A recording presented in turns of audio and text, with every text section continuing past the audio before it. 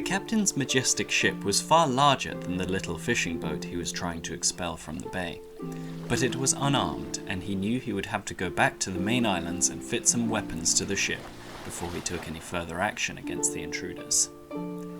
The captain had little experience of weaponry and warfare, and he was thus somewhat unsure of how to proceed. Following discussion with the islanders, he decided on fitting some artillery, which would allow him to attack the intruders from a safe distance. He dithered for a while between the mortar and the cannon.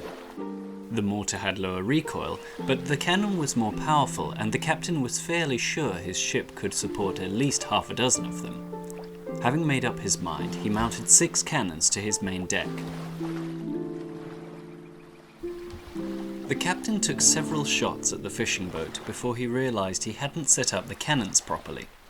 While the angle was correct, he hadn't adjusted the firepower intensity, which meant his cannonballs were flying way overhead.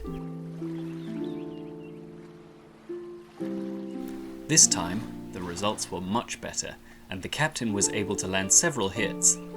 Emboldened, and having weakened the fishing boat significantly, the captain decided to finish the job with a melee attack.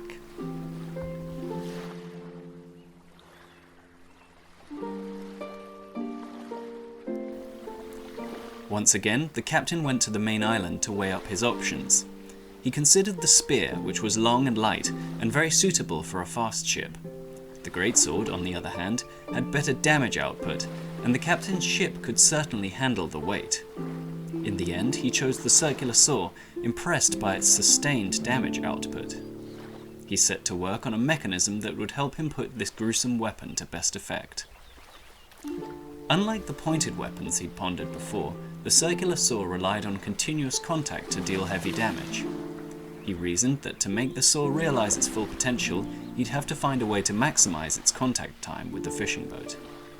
He built a pair of menacing pincers to the front of his ship, each of which would carry a circular saw and a hook to grab onto the fishing boat with. To make sure he got enough contact, he mounted the saws on pistons, which would push the saws deeper into the target's hull. He built pulleys on the inside and outside of the pincer arms, allowing him to open and close the pincers at will. Delighted with his work, and unsure of whether it would be successful, the captain set a course straight for the meddlesome fishing boat.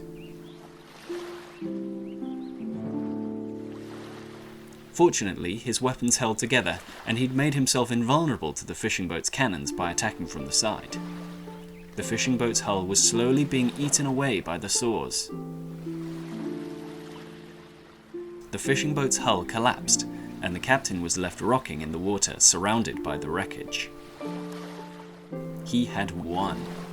The captain felt triumphant. His saw mechanism had worked perfectly, and he'd ridden the community of a troublesome invader. But he knew there would be more invaders in future, and he could not afford to rest on his laurels. He still had a lot to learn about maritime weaponry and shipbuilding generally. It was with these thoughts racing around his mind that he returned, victorious, to the rapturous applause that awaited him on the main island shores.